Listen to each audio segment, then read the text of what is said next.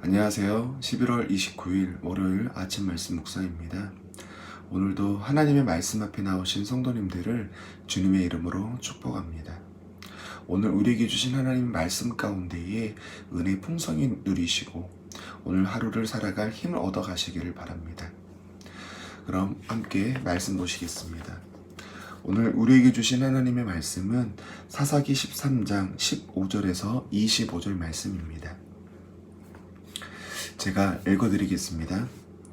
마노아가 여호와의 사자에게 말하되 구하옵나니 당신은 우리에게 머물러서 우리가 당신을 위하여 염소 새끼 하나를 준비하게 하소서 하니 여호와의 사자가 마노아에게 이르되 내가 비록 나를 머물게 하나 내가 내 음식을 먹지 아니하리라. 번제를 준비하려거든 마땅히 여호와께 드릴지니라 하니 이는 그가 여호와의 사자인 줄 마노아가 알지 못함이었더라. 마노아가 또 여호와의 사자에게 말하되 당신의 이름이 무엇이니까 당신의 말씀이 이루어질 때에 우리가 당신을 존귀히 여기리이다 하니 여호와의 사자가 그에게 이르되 어찌하여 내 이름을 묻느냐 내 이름은 기묘자라 하니라. 이에 마노아가 염소 새끼와 소재물을 가져다가 바다 위에서 여호와께 드리매 이적이 일어난지라. 마노아와 그의 아내가 본즉 불꽃이 제단에서부터 하늘로 올라가는 동시에 여호와의 사자가 제단 불꽃에 휩싸여 올라간지라. 마노아와 그의 아내가 그것을 보고 그들의 얼굴을 땅에 대고 엎드리니라. 여호와의 사자가 마노아와 그의 아내에게 다시 나타나지 아니하니 마노아가 그제야 그가 여호와의 사자인 줄을 알고 그의 아내에게 이르되 우리가 하나님을 보았느니 반드시 죽으리이다 하니 그의 아내가 그에게 이르되 여호와께서 우리를 죽이려 하셨더라면 우리의 손에서 번제와 소제를 받지 아니하셨을 것이요 이 모든 일을 보이지 아니하셨을 것이며 이제 이런 말씀도 우리에게 이르지 아니하였으리라 하였더라. 그 여인이 아들을 낳음에 그의 이름을 삼손이라 하니라. 그 아이가 자라매 여호와께서 그에게 복을 주시더니 소라와 에스다올 사이 마하네단에서 여호와의 영이 그를 움직이기 시작하셨더라. 아멘. 오늘 함께 읽으신 말씀은 사사기의 마지막 사사 삼손의 출생의 이야기입니다. 삼손 이후에 다른 사사는 이제 나오지 않습니다. 한마디로 삼손을 통해서 사사기의 나선형으로 떨어지는 이스라엘의 타락의 끝을 볼 수 있다는 것입니다. 그 시작은 삼손의 출생부터입니다. 사사 삼손에서는 이전에 나왔던 사사가 세워지는 그 구조가 깨지는 것을 볼 수가 있습니다. 지금까지 하나님께서 사사를 보내시는 구조는 이렇습니다. 이스라엘이 하나님께 불순종을 합니다. 이스라엘의 불순종으로 신명기에 약속한 것처럼 그들이 가나안 족속으로 고난을 받습니다. 그 고난이 너무 힘들어서 하나님께 부르짖습니다. 그럼 하나님은 그런 이스라엘 백성들을 사랑하셔서 사사를 보내시는 겁니다.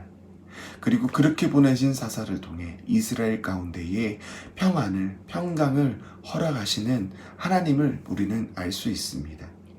그런데 삼손에서 그 구조가 깨지는 것을 볼 수 있습니다.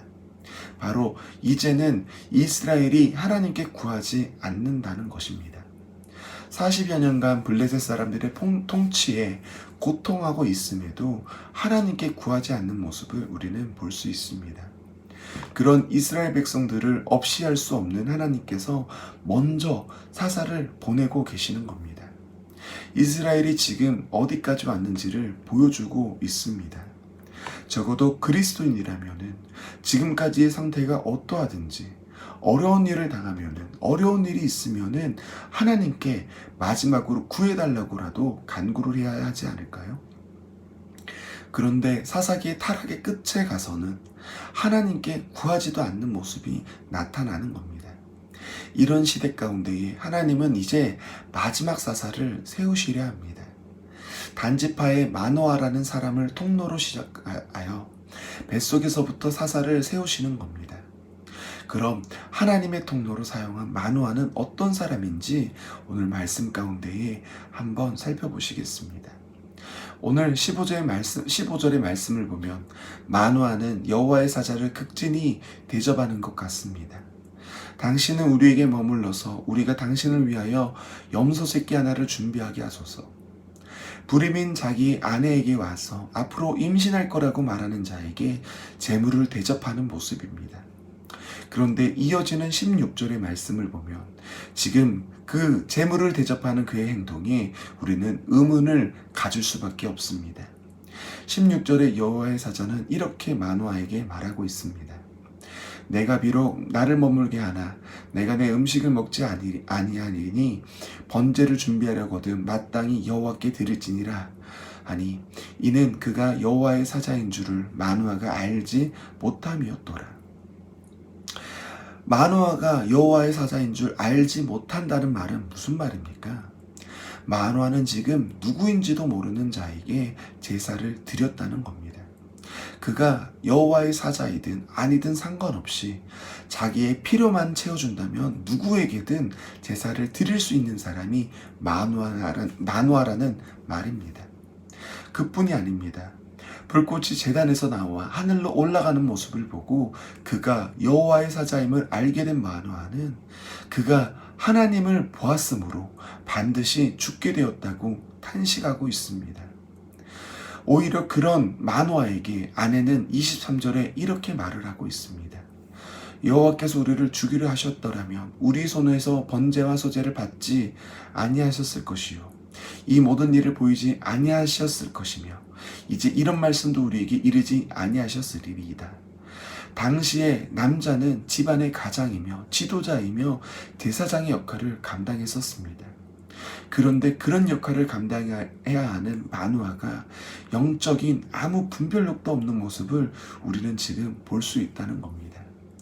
이런 통로 가운데에서도 하나님은 지금 이스라엘을 위하여 사사를 보내고 계시는 겁니다. 성경은 오늘 본문 가운데에 여호와의 사자를 기묘자라고 소개하고 있습니다. 놀라운 인간의 능력을 초월한 기이한 이라는 뜻입니다. 하나님은 언제든지 놀랍고 인간의 능력을 초월해서 기이하게 역사하실 수 있으십니다.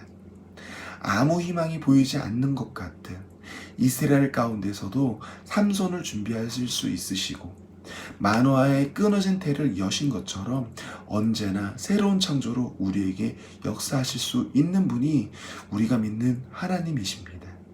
우리는 그런 하나님을 알아야 합니다.